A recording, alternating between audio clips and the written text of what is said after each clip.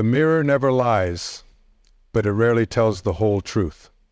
Every day, millions of people look into that reflection, seeking something that no glass surface can provide, the assurance that they matter. What if I told you that the hunger gnawing at your spirit isn't for love at all? It's for something far more addictive, far more temporary. Can you remember that feeling? For too many people, those moments are rare treasures in a life spent chasing something that looks like love, but isn't love at all. What I've noticed after all these years of talking with thousands of people is a startling truth. So many folks walking around saying, "I just want to be loved," when what they're really after is someone to tell them they're okay. There's a big difference between wanting love and wanting validation, and that difference can determine whether you live a life of peace or one of constant searching. Look at your own life for a moment. How many times have you changed what you were going to say because you worried about what others might think? How many outfits have you changed because you wondered if people would approve? How often have you held back your true feelings because you feared rejection? If you're like most people, the answer is too many times to count. That's not love you're seeking. That's validation. And it's a game you can never win. I want to talk to you about something that changed my life when I finally understood it. When you make your happiness dependent on other people's opinions, you give away your power. You hand over the keys to your contentment to everyone but yourself. Think about this. Every time you worry about what someone else thinks of you, you're not worrying about whether you love yourself. Every time you change your behavior to please someone else, you're not being true to who you really are. And every time you seek approval from others, you're telling yourself that your own approval isn't good enough. I used to do this all the time. I'd write something and immediately worry what critics would say. I'd give a talk and scan the room looking for nodding heads. I'd make decisions based on what would make others happy rather than what felt right to me. And you know what? I was exhausted. Always performing, always wondering if I was good enough, always dependent on others to fill me up. But here's what I learned and what I want you to really hear today. Other people's validation is like sugar. It gives you a quick high, but it doesn't nourish you, and you need more and more of it just to feel normal. Let me tell you about Tom, a man I met years ago. Tom was successful by every external measure. Good job, nice house, attractive spouse. But Tom was miserable. When I asked him why, he said something I'll never forget. "I've spent my whole life building a life that other people would envy. And now I'm living in a house I don't even like, doing work I don't care about, with people I can't be myself around." Tom had confused validation with love. He thought if others approved of his life, he would feel fulfilled. But approval isn't love. Approval is conditional. Love is not. The truth is that most people don't actually want love. Real love allows you to be exactly who you are. Real love doesn't need you to perform or achieve or impress. Real love says, "I see you, all of you, and you're enough just as you are." That's not what most people are after. They want to be told they're special. They want to be admired. They want to be praised. In other words, they want validation. And there's nothing inherently wrong with enjoying recognition. We all like to be appreciated. The problem comes when we need that validation to feel worthy. When we become dependent on others' opinions to determine our value. So how do we get stuck in this trap? It starts early. As children, we learn that certain behaviors get us attention and approval. We smile and people say we're good. We get A's in school and we're praised. We follow the rules and we're rewarded. Gradually, we start to associate our worth with these external reactions, and our society reinforces this constantly. How many likes did your post get? How many people came to your event? How does your salary compare to others? How does your body measure up to the ideal? We're taught to measure ourselves through others' eyes. The media feeds this too. Advertisements tell us we're not good enough as we are. We need this product, this look, this lifestyle to be acceptable. Social media platforms are literally designed around validation, thumbs up, hearts, followers, all measuring your social worth in clear numbers. Even well-meaning parents and teachers can inadvertently set us on this path. "I'm so proud of you for getting that grade," sends a different message than "how do you feel about what you learned?" One focuses on external validation, the other on internal experience. By the time we're adults, seeking validation feels normal. It feels like breathing. We don't even question it. We just know we feel good when people approve and bad when they don't. But living this way creates serious problems. First, it makes your happiness entirely dependent on factors you cannot control. You can't control what others think. You can't control whether they approve of you. You can't control their reactions. So you're forever at the mercy of unpredictable forces. Second, seeking validation keeps you from knowing yourself. When you're always looking outward for direction, you never develop your inner compass. You don't learn what you truly value, enjoy, or believe because you're too busy conforming to what brings approval. Third, the need for validation makes authentic relationships impossible. How can anyone truly know you if you're always showing them what you think they want to see? How can you form deep connections if you're changing yourself to please each person you meet? Fourth, and perhaps most painful, is that validation seeking is endless. There's never enough approval to permanently fill the hole inside. No matter how many compliments you receive, awards you win, or followers you gain, you'll need more tomorrow. It's like trying to fill a bucket with a hole in the bottom. I see this all the time with famous people.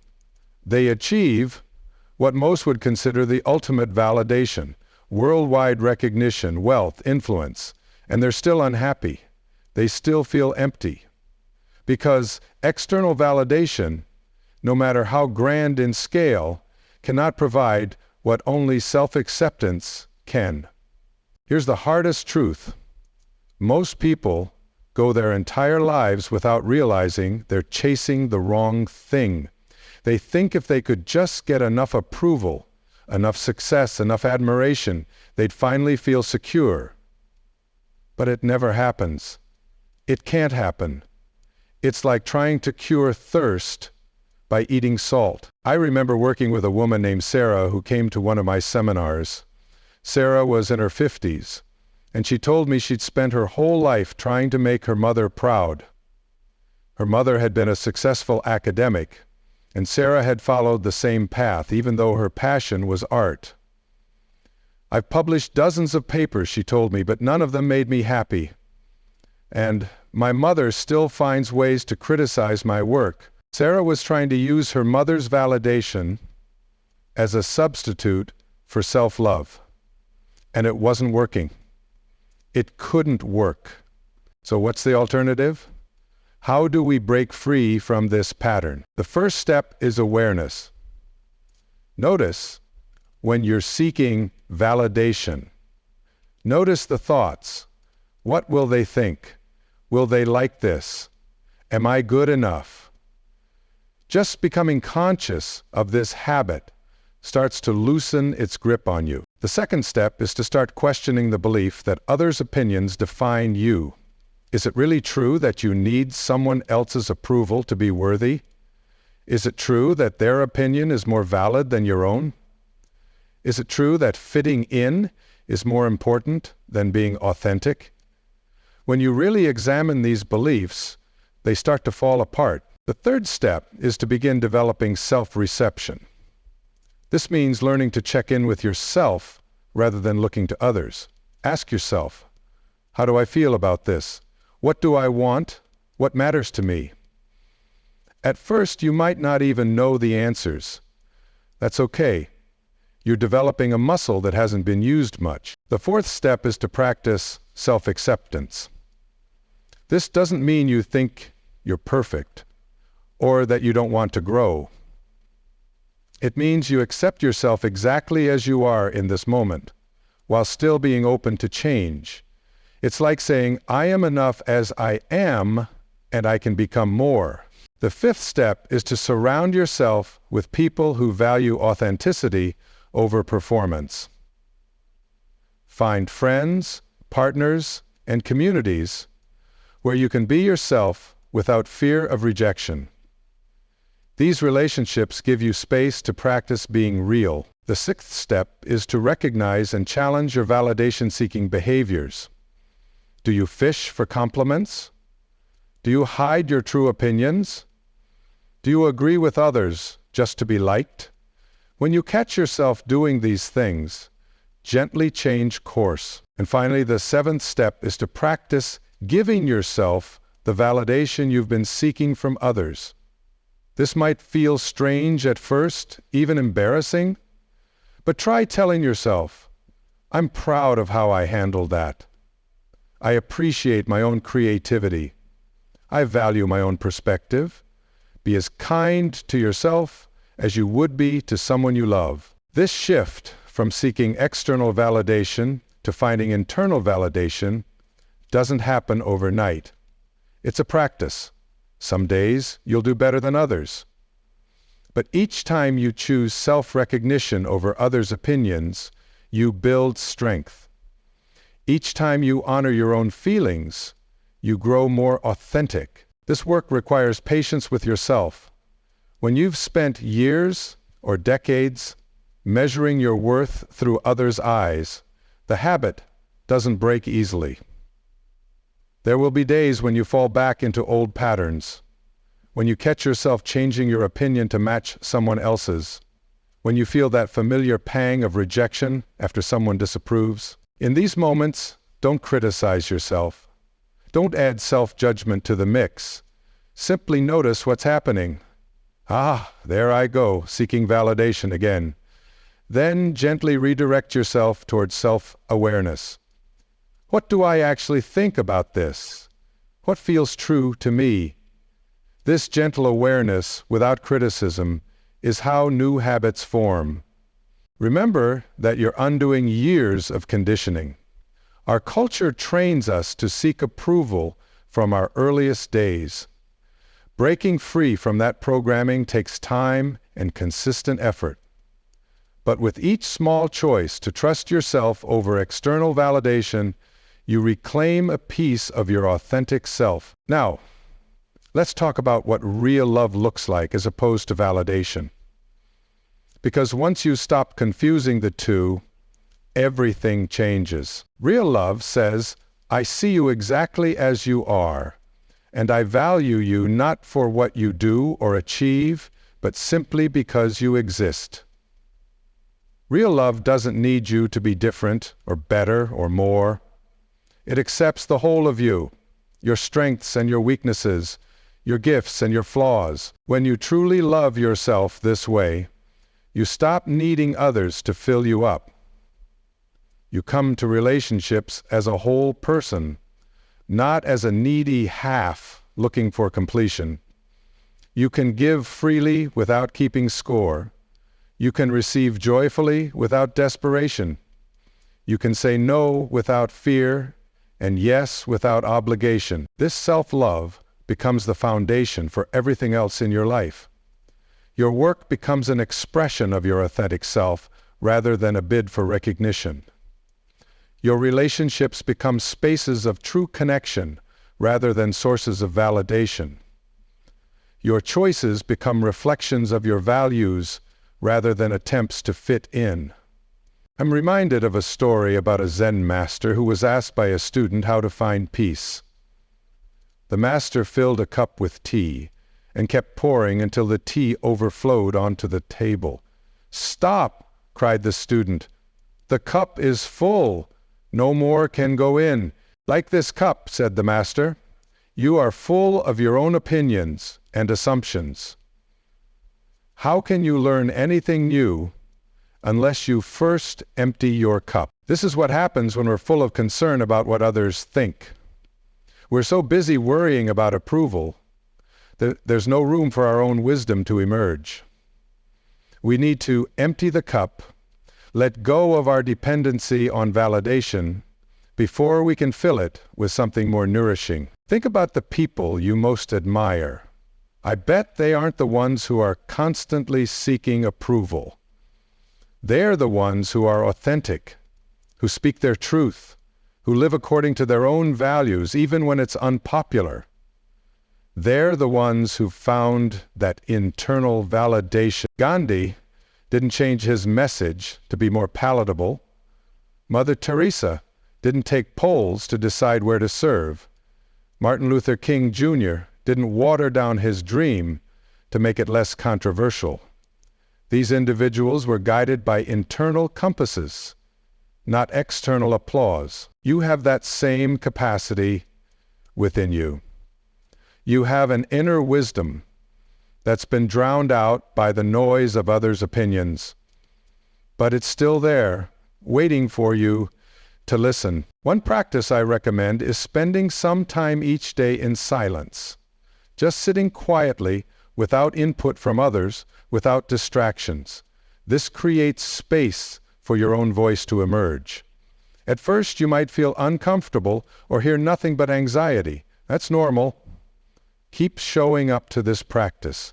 Eventually, you'll begin to hear your own wisdom. Another practice is to notice when you feel most alive, most yourself. What are you doing? Who are you with? What environment are you in? These moments of alignment give you clues about your authentic path. Pay attention to when time seems to disappear, when you're so engaged in what you're doing that you forget to check your phone or watch the clock. That state of flow is a powerful indicator that you're aligned with your true self. I call these moments peak experiences, those times when you feel completely present, joyful, and connected. Maybe it happens when you're creating something or helping someone or simply sitting quietly in nature. Whatever triggers this state for you, it's worth noting and creating more of in your life. A third practice is to keep a validation journal for a week. Write down every time you seek approval or validation from others. Don't judge yourself for it. Just notice the pattern. What triggers your need for validation? Who do you seek it from most often? What emotions come up when you don't receive it? This awareness alone can be transformative. A fourth practice is to catch yourself when you're about to ask for validation. Before you post that photo hoping for likes, before you tell that story hoping for laughs, before you buy that thing hoping for compliments, pause. Ask yourself, why am I doing this? Is it for external validation, or does it truly align with my values? Let me share with you the story of David, a young man who came to work with me several years ago. David was what most would consider highly successful. He was making 6 figures in his finance job, living in a luxury apartment, dating attractive partners, but he was miserable and couldn't figure out why. As we talked, it became clear that David had never asked himself what he actually wanted. He had gone to the college his parents expected, chosen a career that impressed his peers, lived in a neighborhood that signaled success, and dated people who looked good on his arm. Every choice was made through the lens of, what will others think of this? When I asked David what he would do if no one would ever know, if he could make choices in complete privacy with no social consequences, he was stumped. He genuinely didn't know. That's how disconnected he was from his own desires. Over several months, David began the slow work of discovering himself. He tried new activities without telling anyone. He wrote in a journal about his true feelings. He sat in silence daily, and gradually he began to hear his own voice. It turned out that David hated finance. What he really loved was teaching. He found joy in explaining concepts to others, in watching understanding dawn on someone's face. But he'd never considered this path because it didn't come with the validation his finance career provided. Eventually, David made the courageous choice to leave his high-paying job and become a teacher. His income dropped dramatically. Some of his status-focused friends fell away. His parents were confused and concerned. But David found a contentment he'd never known before. For the first time, he told me, "I feel like I'm living my own life, not the life others expected of me." That's the freedom that awaits on the other side of validation seeking. The freedom to be yourself, to make choices based on your own values, to live according to your own internal guidance system. Now, I want to be clear about something. Choosing self-extinction over external validation doesn't mean you become selfish or inconsiderate of others. In fact, the opposite is true.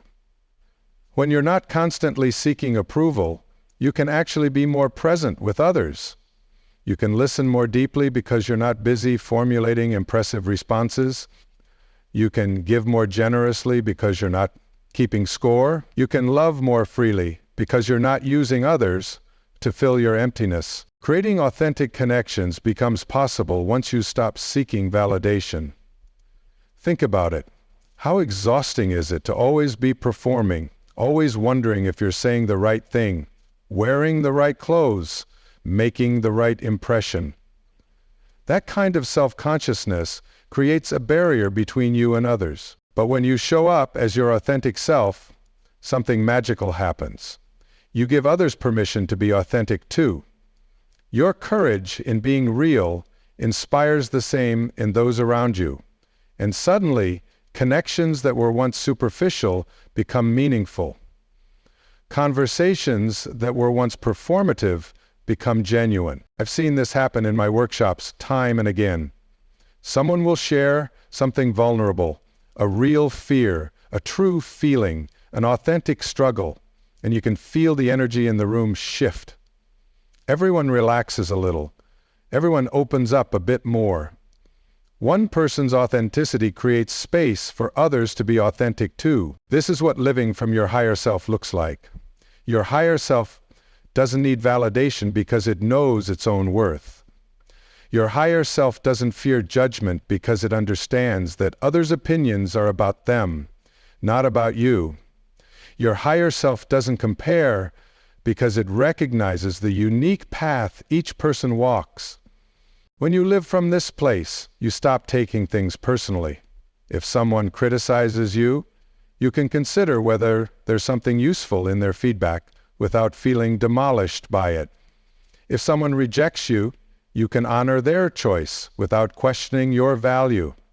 If someone disagrees with you, you can engage with their perspective without needing to convince them of yours. I remember a time when I received a particularly harsh review of one of my books.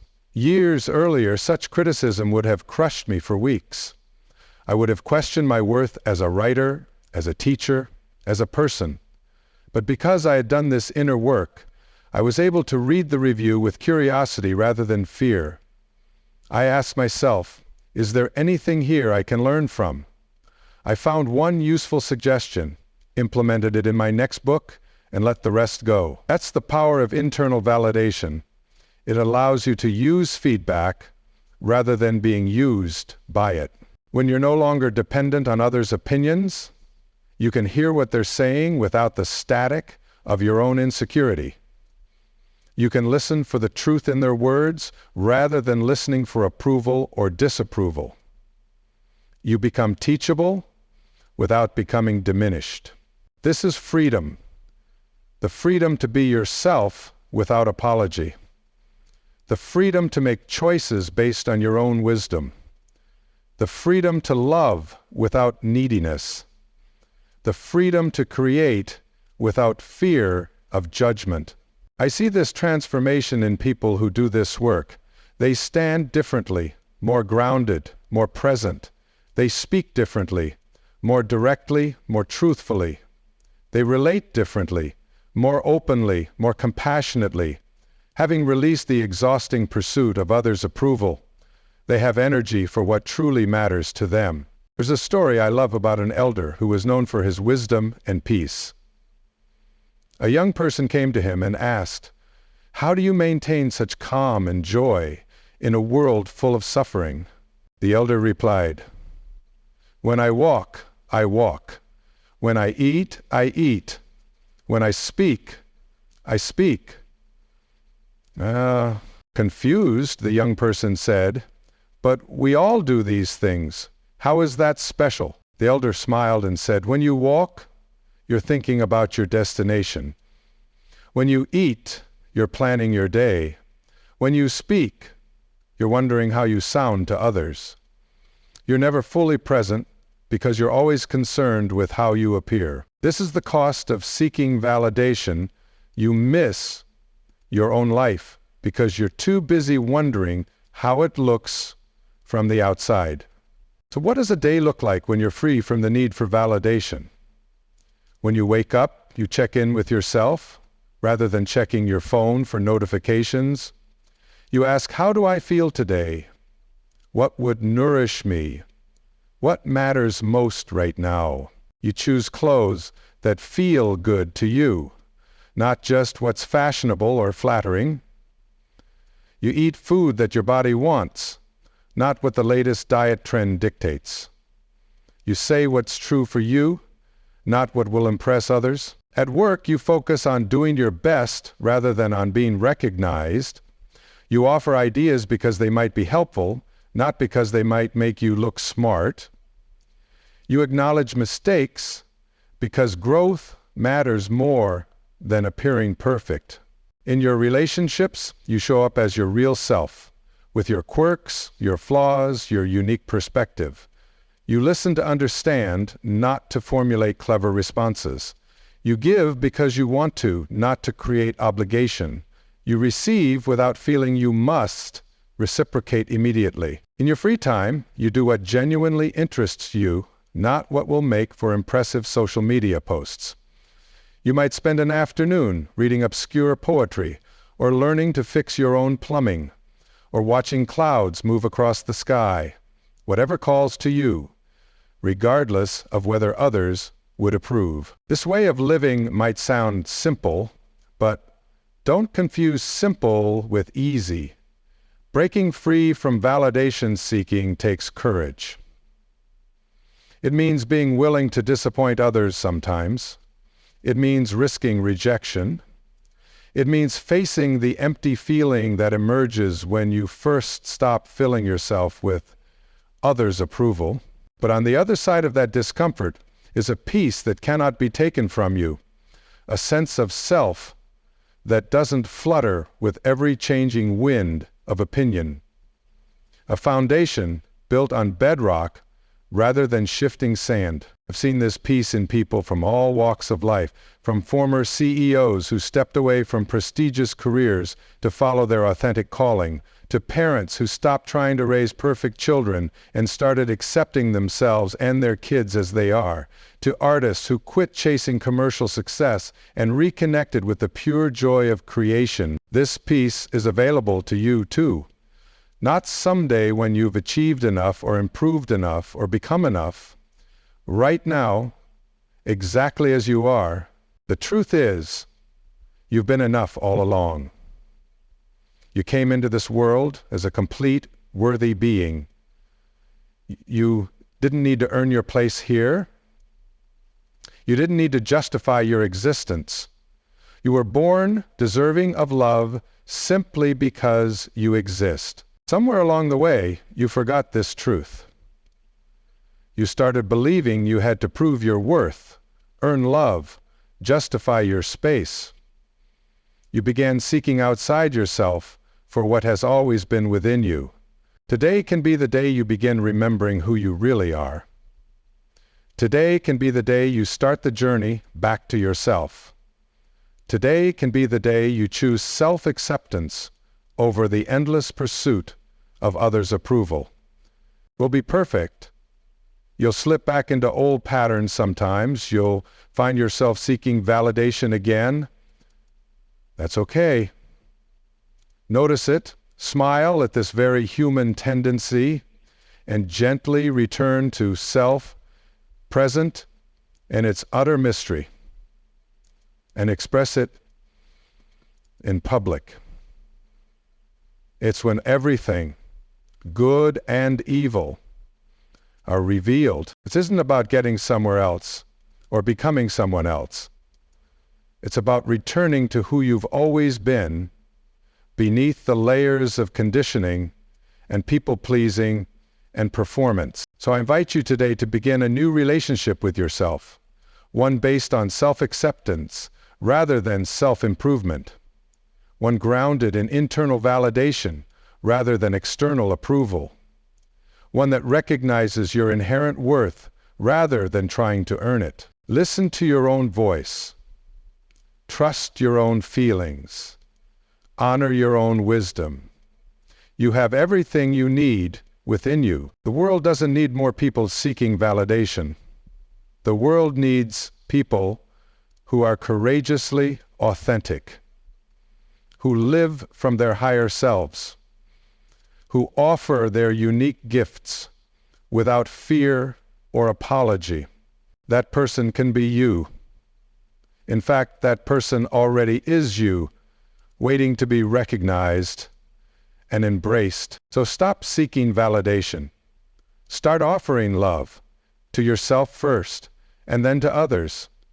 Because in the end, that's what we all truly want.